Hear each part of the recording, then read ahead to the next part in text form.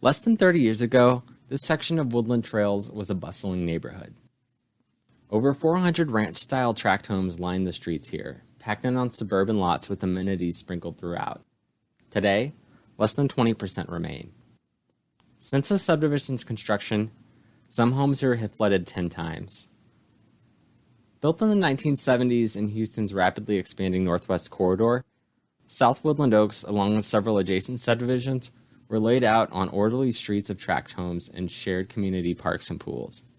To buyers, the location and amenities seemed ideal. It was closer to town than competing suburbs, and the homes here were affordable and well-built. For buyers in this area, however, there was an Achilles heel. White Oak Bayou was at that time a minimally improved creek bed. There wasn't much development upstream, and the watercourse was able to handle the limited demands placed on it. It snaked through Woodland Trails west, and homes were built right up to its banks. Time would see decades of continued construction upstream under Houston's laissez-faire development policies, and hopeful ignorance about the future of flooding on behalf of real estate interests and the local government. The first devastating flood came in 1998, just shy of the neighborhood's 25th birthday.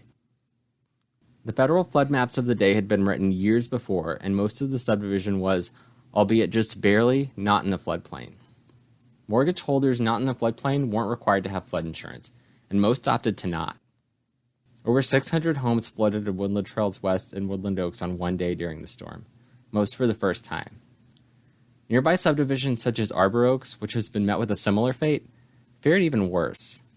After the storm, many more residents bought flood insurance.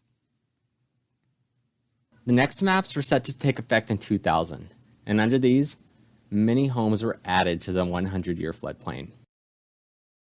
Further investigation determined that the county was at least partially aware of the risk, and over 300 flooded homeowners teamed up to file a class action suit against the drainage district and numerous upstream developers and engineers.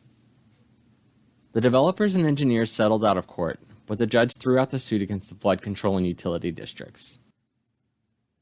3 years later, during Tropical Storm Allison, they flooded again, and the homeowners, this time armed with FEMA flood insurance policies, had another option: sell. The Harris County Flood Control District, using funds and push from FEMA, offered the homeowners buyouts. Most people took them. After the buyouts, the county would demolish the homes and remove the slabs. Today, over 90% of the homes in this area have been removed, and nearly every remaining house has been deemed a repetitive loss property and is no longer eligible for flood insurance. The county maintains the empty land, and a frisbee golf course has been constructed across some of the vacant blocks. On either side of Woodland Trails, county-built retention ponds hold stormwater until its release into White Oak Bayou. Although the problems of Woodland Trails have been long-running, they are applicable to many places across Houston and even the U.S. The long-term fate of these homes will likely be demolition, but for now, the residents continue to wage their battle against the water.